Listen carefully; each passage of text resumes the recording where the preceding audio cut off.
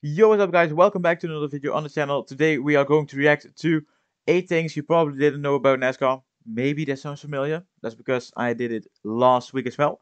But today we are going to react to number 5, 6, 7 and 8. Of course, because we didn't do those in last video. So let's get into number 5, and that's long careers. Well, let's find out how long a career in NASCAR really is. NASCAR drivers can have incredibly long careers. The average successful NASCAR driver will make his first starts in his early 20s and will retire in his mid to late 40s. Wait, more than 20 years. From the early 20s to the late 40s. Maybe even 30 years. Wow, that's long. In 1992, Harry Gant set the record that still stands today as the oldest driver to ever win a NASCAR race at 52 years old. That's old. But maybe you've seen another shorts of mine. The oldest F1 driver is older. I can tell you that. The oldest F1 driver ever is older than 52 years. Mark Martin got close in 2009 at age 50, but no driver has challenged the throne since. And to give you some perspective, if the youngest driver to ever win a race, Joey Logano, who got his first win at the age of 19 in 2009, beat Harry Gant's record, we would have to wait until 2043. Current drivers span all age groups and backgrounds. Joey Logano from Connecticut will turn 30 this year. His teammate Ryan Blaney is 26 and hails from Ohio. And one of the best in the business right now, Kevin Harvick from Bakersfield, California, is 44 and has just signed a multi-year contract extension. Yes, there's daring, death-defying moves and beating and banging action happening every so often, but what keeps NASCAR crazies such as myself glued to the TV for the entire duration of the race? Number 6, it's all about strategy. Strategy in NASCAR, without looking at this, is most don't crash, don't crash, don't crash. Races are between 400 and 500 miles long. And as you probably guessed, you have to stop for tires and fuel along the way. But when do you do it? Your tires will wear out faster the harder you push them. Okay, my predictions, 4 stops. 4 stops per race. Let's find out. You just take it easy and make up time in the long run, or do you push it now and end up losing time as the race goes on? You need to make it to the front in order to win, but when and how you do this matters in the grand scheme of things. Helping the driver and the crew work this out and masterminding the whole plan is the crew chief. He oversees the whole operation and decides what adjustments to make to the car according to the driver's inputs over the radio. He also makes suggestions to the driver on how hard to push the envelope. Some drivers like their crew chief to handle the mental heavy lifting. Others lap times, running order, and other data are displayed on screens throughout the race. Well, it's the same in F1, but they just have 4 or 5 people sitting there. Or Haas has 3. But is it only one guy per team? Because I feel like that's a lot of things he needs to do. Well, of course, if it's only one driver, it should be possible. Prefer to run at their own pace and just let the crew chief worry about adjustments. Either way, pairing the right drivers with the right crew chief is crucial to ending up in victory lane at the end of the day. But there's one other guy in this conversation that we haven't talked about yet, the spotter.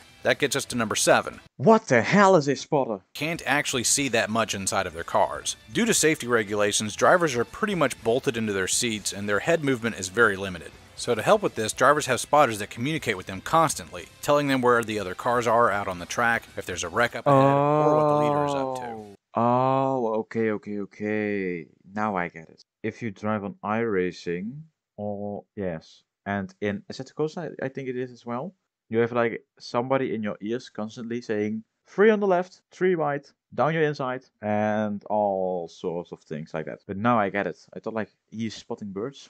High atop the press box are usually family members of the driver or former drivers themselves, who are handpicked based on their ability to communicate effectively with the driver. On those crazy double file restarts, the information spotters provide is understandably extremely important. In the early days before radio communications were widely available, lots of fatalities and injuries were caused simply because drivers didn't know what was happening up ahead. And as you probably expected, anytime a car is on the track, it is required by rule that the driver has a spotter up on the spotter stand to give him an extra set of eyes in the sky. Veteran drivers usually only have essential communications with their spotter and crew chief. You can actually listen in. Using various apps on NASCAR.com or by renting a scanner at the track itself, you can pick a driver and listen in on all the back and forth action for yourself.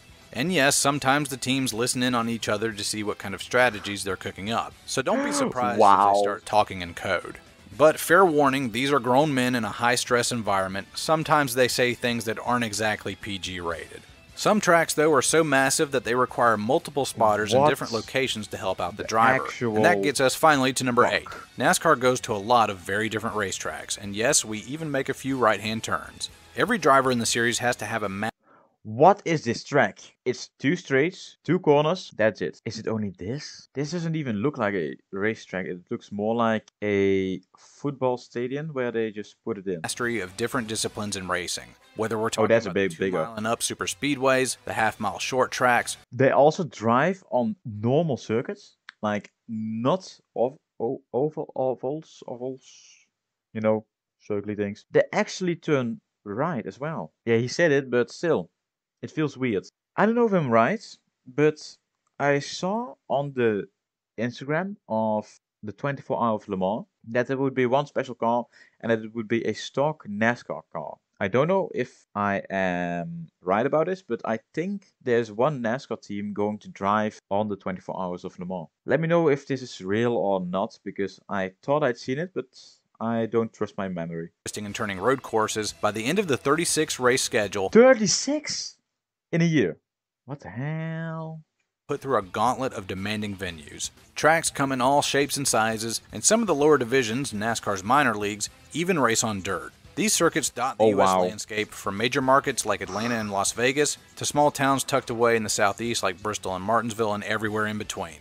There are no away games, so to speak, in NASCAR, but with the vast majority of teams being located in North Carolina, having to pinball across the U.S. is a demanding effort in its own right, as hauler drivers will work around the clock driving a garage on wheels to and from each racetrack during the year. The crews and drivers will fly out to the track a few days before the race and spend hours running practice laps until they're finally happy with the car. Do they have practice sessions, or can they just drive around like they want? Because I have a feeling that what he said was more like they can just drive around the whole day. Like there's maybe a day of practice where they can drive for 6 hours straight if they want. Or is it just if you come on Monday, you can, and the race is on Sunday, you can just drive from Monday to Saturday without any limitations? That's something that's not really clear. Maybe we need to find out more about NASCAR. Move on to qualifying time trials to set the field, where the fastest driver starts at the front, also known as the pole position. To be honest, where I got to learn 8 things about NASCAR, I didn't know a single thing. Let me know in the comments down below what your thing is that you didn't know about NASCAR already. Let me know if I need to react to even more NASCAR tutorials or something else. Maybe IndyCar, I need to take a look at that. Maybe endurance racing, maybe something else, maybe karting. Well, I don't know. Just share it with me in the comments and I'll pick a few out, which will be next week's video or maybe the week after that. If you enjoyed this video as much as I did, then please like and subscribe. We're currently at 201 subscribers. Can we get it up to 250 by the end of March? Well, there's only one way to find out, and that's by subscribing. So thank you for the support. Goodbye.